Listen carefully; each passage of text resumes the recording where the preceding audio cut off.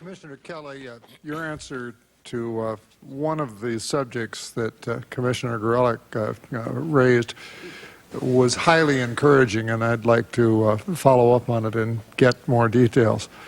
And the background is that one of the agonizing parts of the staff report this morning was the fact that almost the only place that any normal citizen did call on September 11th or could call was to call 911 and learn what to do. And calling 911 on September 11th was a pointless exercise. The 911 operators were clueless.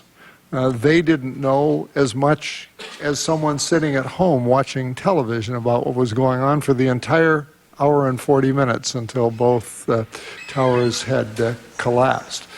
Apparently, there was no one whose responsibility it was to keep the 911 operators informed. Now, as I understand your answer to Commissioner Gorelick, was that either you had cured that situation or were about to cure it.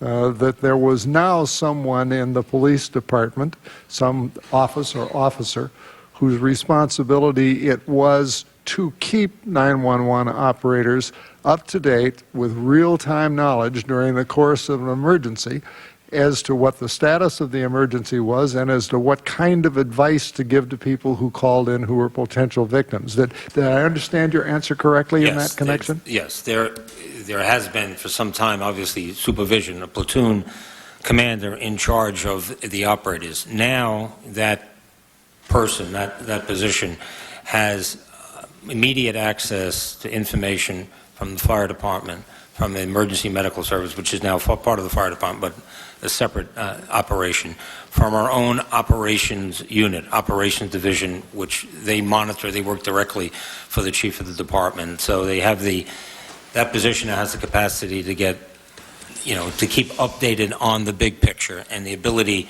to direct information to the call takers as to what to give out. Okay, and they can get that information not just from the police department, but from the emergency management, and they're getting that from the fire department today. So this is a situation which, as far as you're concerned, you have cured now. 911 cured is an awfully strong word. Well, 911 operators are, at least have a method of having up-to-date information and presumably are told to give up-to-date advice. Yes. Yes, Thank you. Commissioner Scoppetta, do I understand, however, that it is still the formal policy of the fire department to advise people under fire circumstances in towers or circumstances like those we faced on 9/11 to stay in place, that you have not changed that advice, even though you know perfectly well from experience so far that people aren't going to stay in place, they're going to get out as quickly as possible? Is it still the formal policy of the fire department that they should stay in place until rescued by firefighters?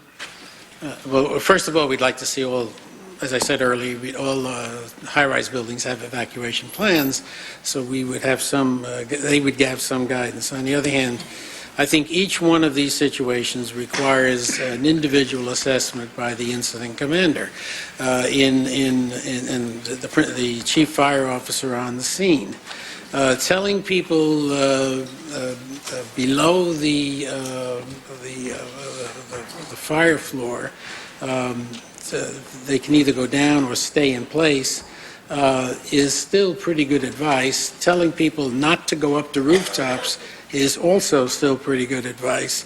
But one doesn't preclude the other. That is, it doesn't preclude a total evacuation if circumstances seem to call for it. We have high-rise fires all the time. They're confined to a floor or so, and everybody else staying in place is the safest thing to do. When you're going up, you're going up into the smoke and the fire as well. If you're going to try to get to the roof, well, the smoke is trying to find its way up there as well. So we tell people close the doors, seal with wet towels, keep smoke out if they're in a part of the building that appears to be safe.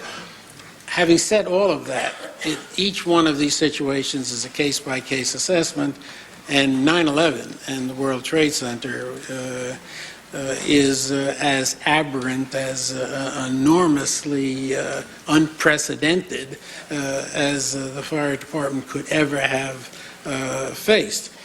Typically, I'm talking about the typical high-rise fire, that is the advice we would give. It's easy to understand why you tell them not to go up when they're below, certainly when they're below a fire. But do I still get it that the normal, not aberrant, not 9/11 situation is one in which your general advice is still going to be to stay in place unless there are contrary instructions from the fire department? Generally speaking, we would say that if we were certain that the people that we're talking to are at a safe distance from the fire. If the fire is on the 35th floor of a high-rise building, we're not telling people on the 25th floor that they have to get out. If it's a fire that we are sure we're going to get under control, and it's not an airplane collision into a building. Typically, these are fires that are started an electrical malfunction, a stovetop fire that then spreads through the apartment. We deal with those all the time, and our firefighters will get up there and be able to handle it. A mass evacuation of a large building can lead to enormous difficulties for the people trying to get out. And I think it works and works well when you have evacuation plans that have been drilled on, and very few apartment buildings, for example, large apartment buildings do that kind of thing. Thank you, Mr. Chairman.